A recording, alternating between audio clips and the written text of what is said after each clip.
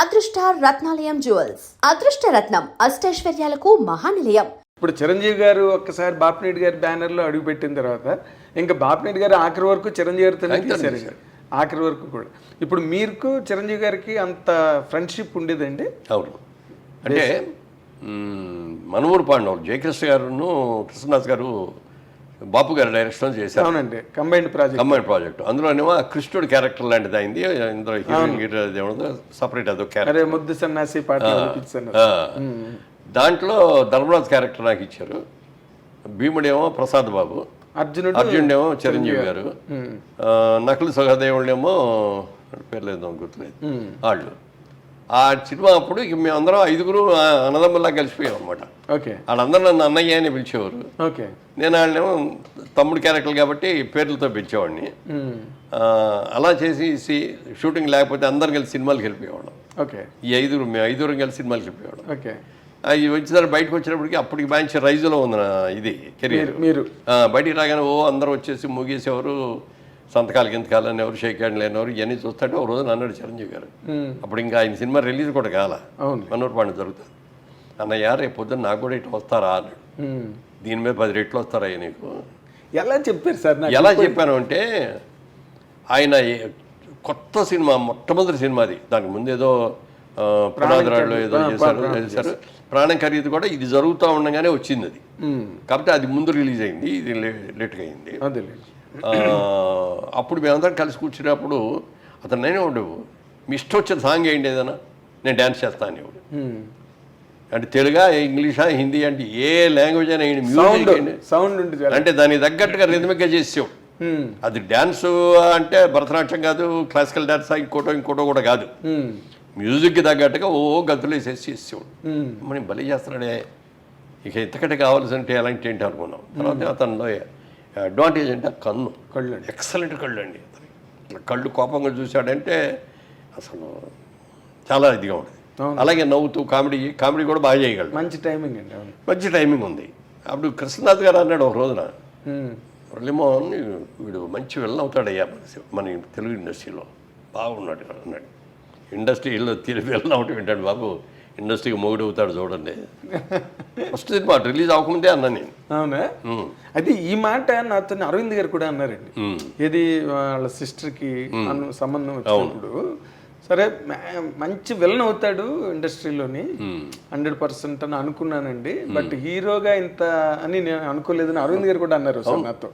హీరోగా టర్న్ అవడం పట్ల అసలు మీరు హీరోగానే అవుతారని ఎక్స్పెక్ట్ చేశారా, లేదా విలన్ లాగా వెళ్ళి? అట్లా కాదు, మొట్టమొదటి కొంచెం హీరోగానే నెగిటివ్ క్యారెక్టర్ చేశాడు. అదే కుక్కగాటు చెప్పు దెబ్బలు అట్లాంటి. ఆ తర్వాత నుంచి పాజిటివ్ క్యారెక్టర్లోకి వచ్చాడు బ్రహ్మాండంగా. సో మీరు ఆయన సక్సెస్ని అంటే ఆయన వచ్చిన తర్వాత కొన్ని సినిమాల్లో విధానాలు చాలా మారిపోయినాయి. సాంగ్స్ అంటే ఏదో హీరోయిన్ మీద ఎక్కువ చేస్తారు, సాంగ్ హీరోలు ఎక్కువ పరిగెట్టడం, ఊటీ తోటలో లేకపోతే నాగేశ్వరరావు గారికి బాగా డ్యాన్స్ చేసేవారు ఆ రోజు. స్టెప్పులు అంటే నాగేశ్వరరావు, కృష్ణ గారి స్టెప్పులు కానీ, శోభన్ బాబు గారి స్టెప్పులు కానీ, ఎన్టీఆర్ గారి స్టెప్పులు కానీ, అవన్నీ మా అందరి ఒక టైప్, ఒక స్కూల్ మీద. కాకపోతే ఏంటంటే సలీం మాస్టర్ వచ్చిన తర్వాత రామారావు గారు రెచ్చిపోయారు.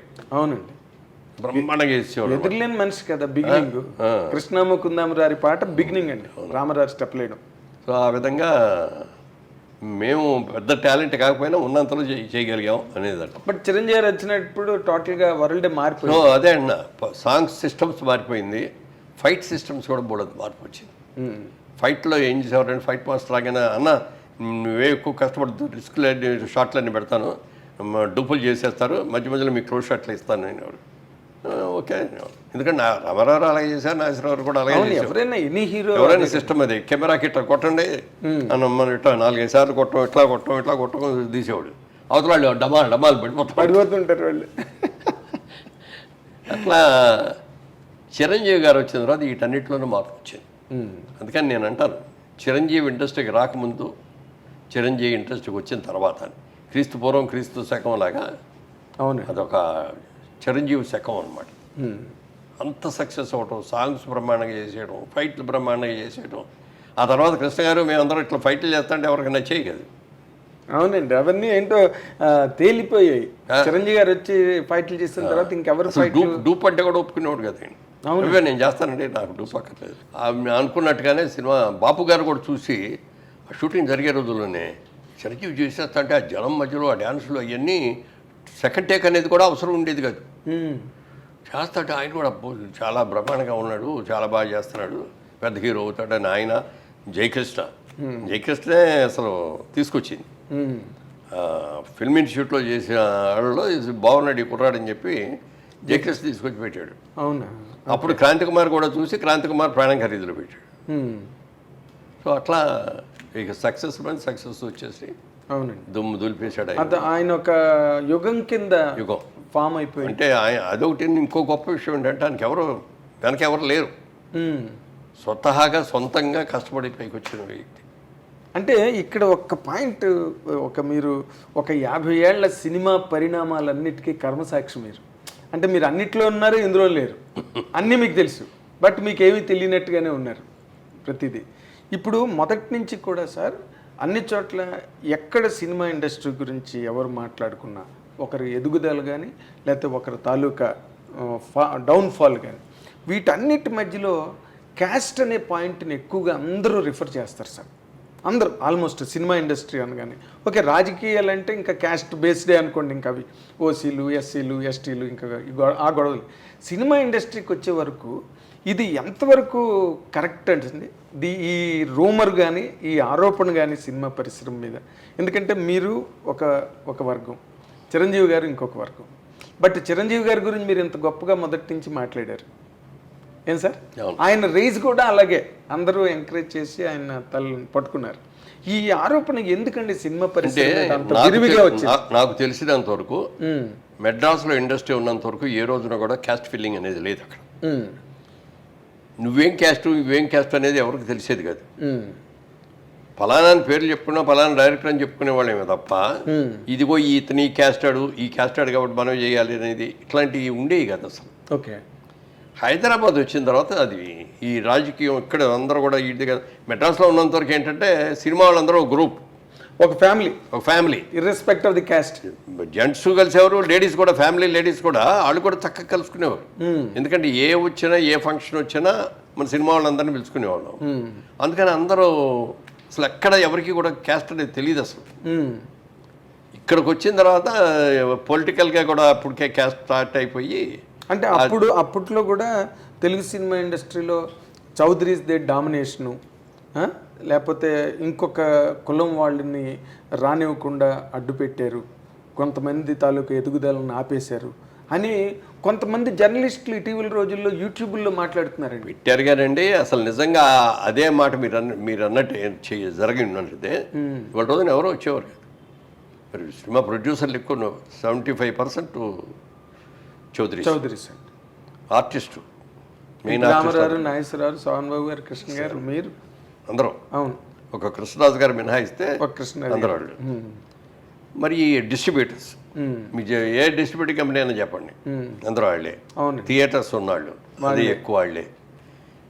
ఇంత డామినేషన్ ఉంది, ఫలానా వాళ్ళు రాకూడదని అనుకోవాలి. టాలెంట్ ఎవరి దగ్గర ఉంటుంది. ఎందుకంటే క్రియేటివ్ జాబ్ సినిమా అనేది. అవునండి. ఇది పార్టీ అంటే అది వేరే విషయం. ఇదిగో ఈ మన కులం అని చెప్పి ఇక్కడ పెట్టుకుంటే ఇతను ఓట్లు ఇన్ని వస్తాయి ఎందుకని చెప్పి కులానికి ఇన్ని ఓట్లు, సినిమా అది కాదు కదా.